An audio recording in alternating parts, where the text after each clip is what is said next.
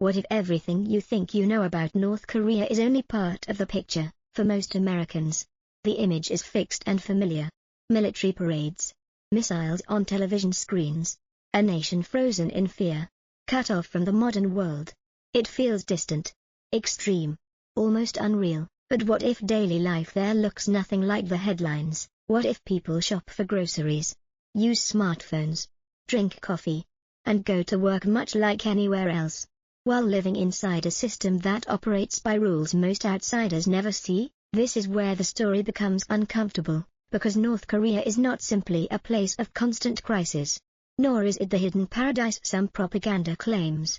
It exists in a narrow space between those extremes, and understanding that space requires looking past what Western media usually shows, without ignoring what it leaves out. In Pyongyang, there are supermarkets filled with products, some imported, some local.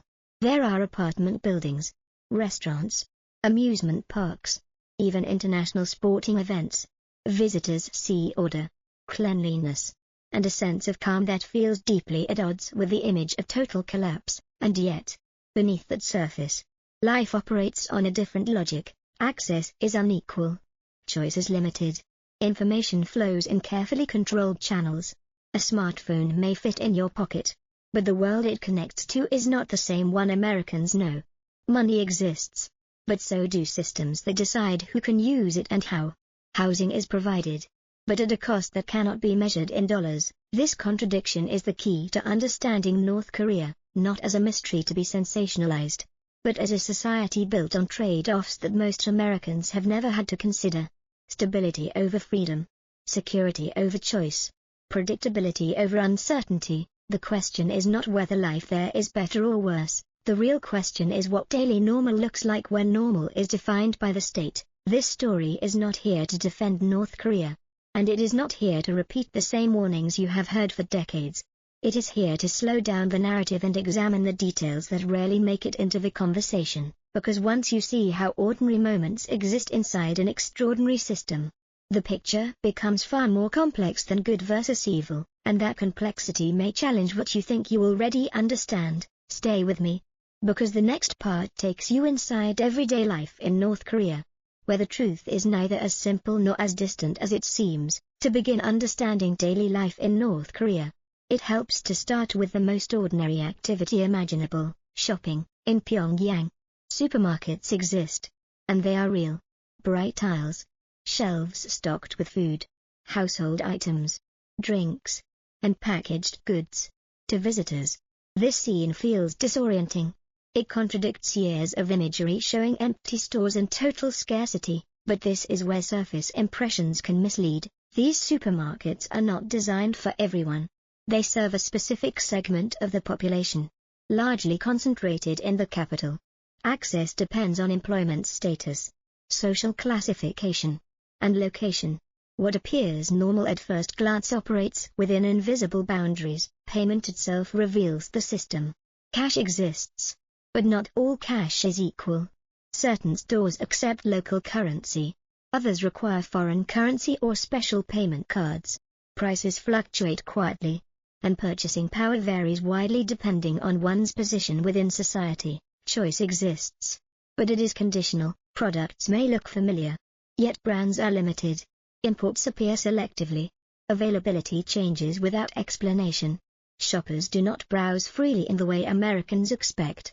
They know what they are allowed to buy before they enter the store. Outside Pyongyang, the picture changes sharply. In smaller cities and rural areas, markets look different. Informal stalls replace supermarkets. Selection is thinner. Supply is unpredictable. Families rely more heavily on rationing systems, personal networks, and small-scale trade to meet daily needs. Food security is not uniform. Some households manage comfortably. Others operate on the edge of sufficiency.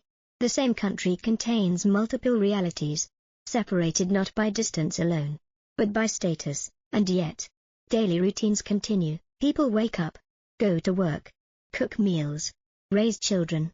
Schools operate. Public transportation runs on schedule. Life is structured, predictable, and highly organized. For many, This predictability brings a sense of stability that feels rare in other parts of the world, but stability has its limits. Information is filtered. News follows a single narrative. Entertainment is approved.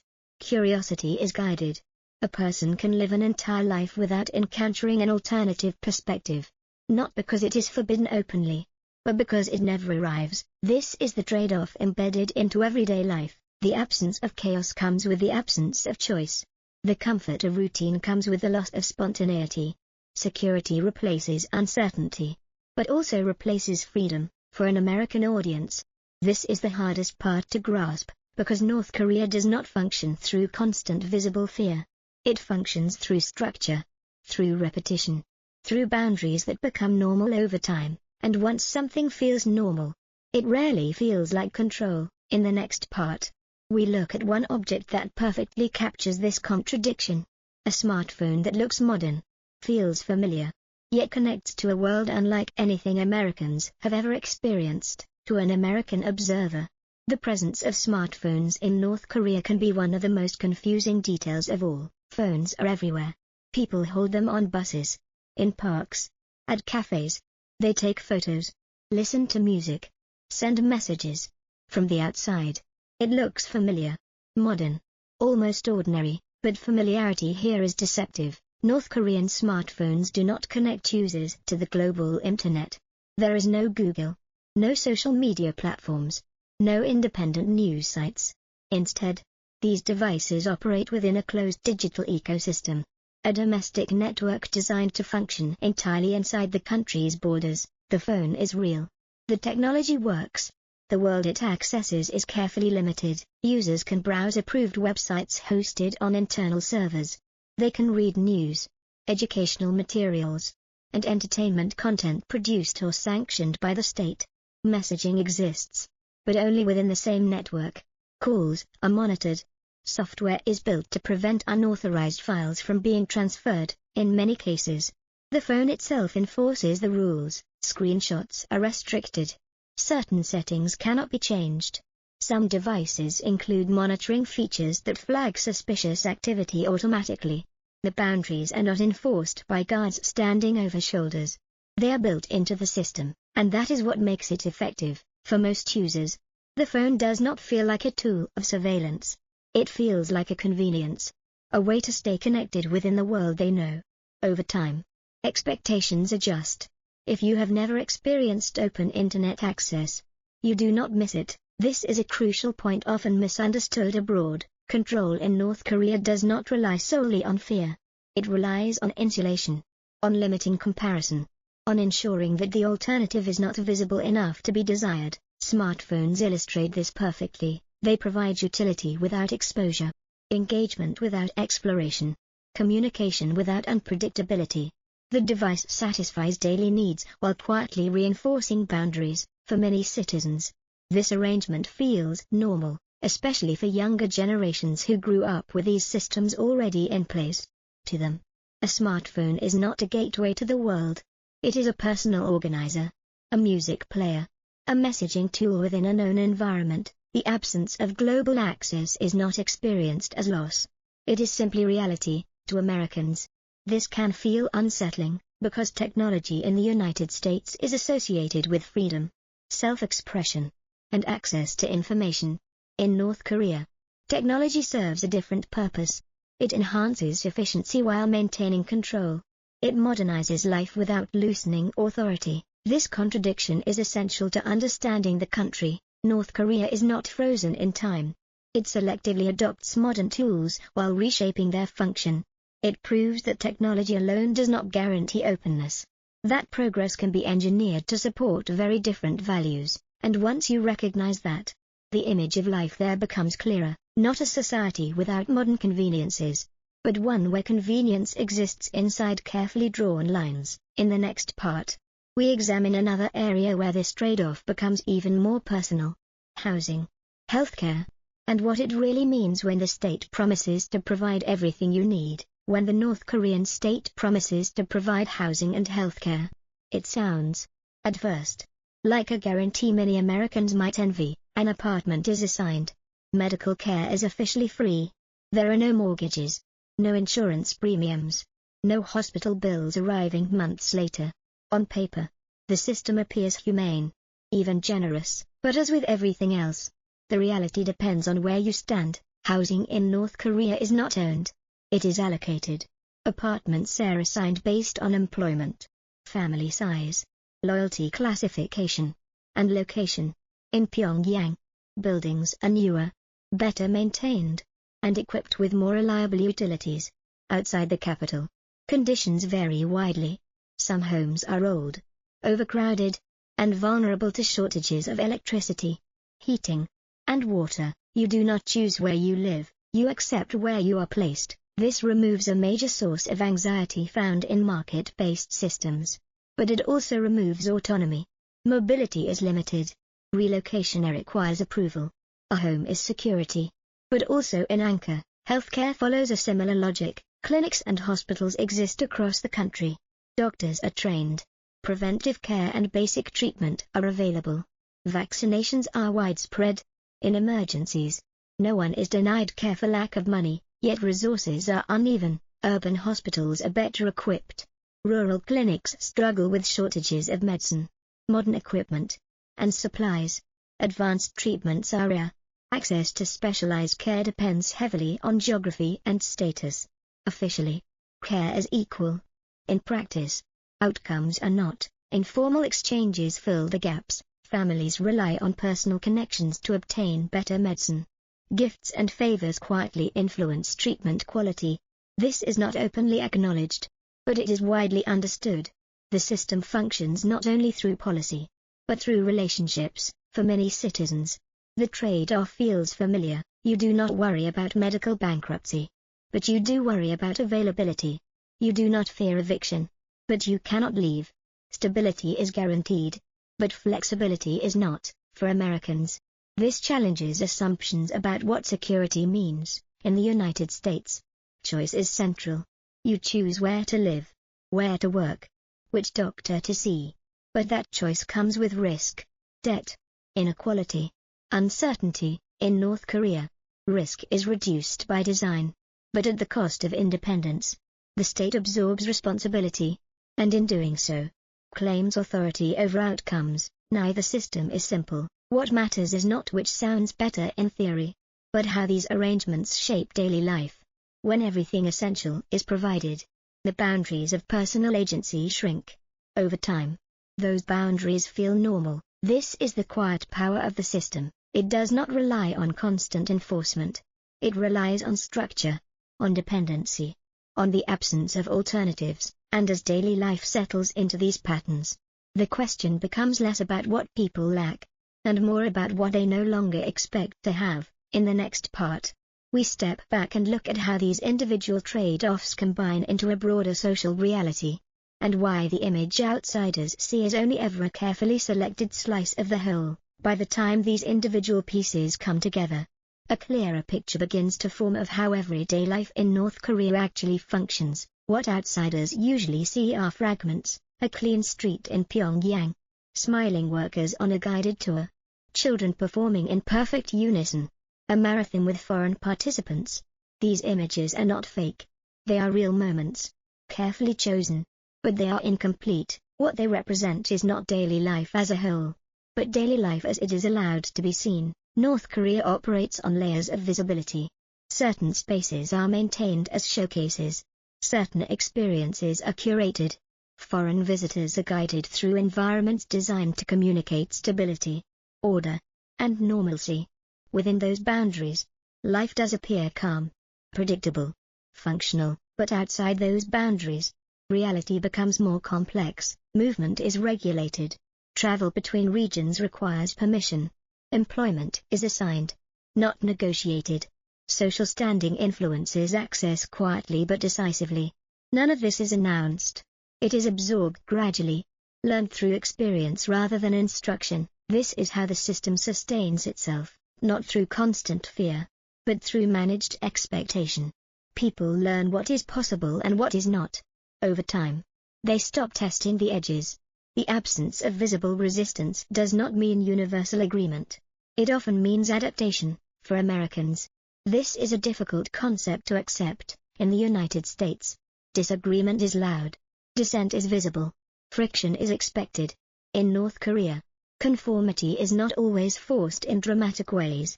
It is shaped by environment, incentives, and repetition. When the rules never change, resistance feels pointless. This does not mean people lack inner lives. They form friendships. They care for family.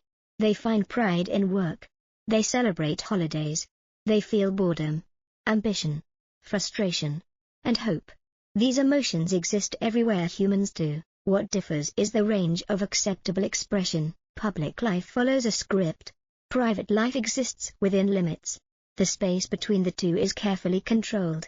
And because that space never fully opens, alternatives remain abstract. This is why comparisons are so difficult. North Korea cannot be understood by asking whether people are happy or unhappy. Those categories assume freedom of comparison. Instead, life there is about continuity, stability, endurance, making the most of what is present rather than imagining what could be different. To outsiders, this can look like contentment, or submission, or resilience. In reality, it is all of these at once. The country is not frozen in misery, nor is it quietly thriving.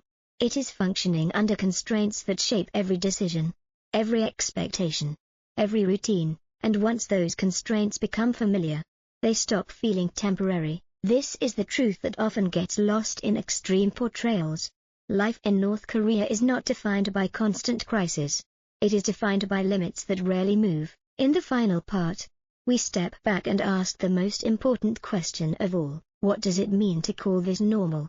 And how should the rest of the world understand a society built on trade-offs most Americans have never had to make? As we reach the final layer of this story, the question is no longer about what life in North Korea looks like, but how it should be understood. For Americans, it is tempting to judge from a distance, to measure everything against familiar standards of freedom, choice, and transparency, to ask whether people are oppressed or content, controlled or protected. But those questions assume a shared frame of reference. Most North Koreans have never experienced the alternatives Americans take for granted. They did not lose open internet access. They never had it. They did not surrender freedom of movement. It was never an option. When comparison is absent, expectation changes. And when expectation changes, so does perception. This does not excuse the system. It explains its durability. A society built on limits does not need constant force if those limits are internalized early. Schools reinforce them. Workplaces normalize them. Media repeats them. Over time, the boundaries become invisible. Not because they disappear, but because they are everywhere. From the outside, this can look like acceptance. From the inside, it often feels like reality. The distinction matters. It helps explain why sudden collapse is unlikely. Despite years of predictions, the system is not held together only by fear, but by routine, by structure, by the absence of alternatives that feel concrete enough to pursue. This is why simplified narratives fail. Portraying North Korea only as a prison ignores the ordinary lives being lived within it. Portraying it as misunderstood or normal ignores the cost of those routines. Both extremes flatten a reality that is far more complex. What exists instead is a society shaped by trade-offs that are rarely chosen, but deeply embedded. Stability replaces uncertainty. Provision replaces autonomy. Predictability replaces freedom. For some, this feels safer. For others, it feels suffocating. Most navigate somewhere in between. For the outside world, especially the United States, the challenge is not deciding how to label North Korea, but how to think about it responsibly. Understanding does not mean approval. Acknowledging nuance does not mean denial. Seeing ordinary life does not erase systemic control. It simply prevents the conversation from collapsing into slogans, because when a place is reduced to caricature, real people disappear from the picture.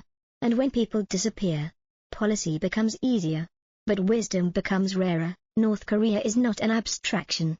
It is millions of individual lives shaped by a system that prioritizes order over openness. That system did not emerge overnight, and it will not change quickly. If change comes, it will not begin with shock or spectacle. It will begin with shifts in expectation, in access, in information, in what feels imaginable. Until then, Daily life continues, people shop. They work. They raise children. They adapt, and that adaptation is the most unsettling truth of all, not because it proves the system is right, but because it shows how human beings can survive almost anything by redefining what normal means. The real lesson is not about North Korea alone, it is about how power, when consistent and unchallenged, reshapes reality itself, and how easily the extraordinary becomes ordinary when there is nothing else to compare it to.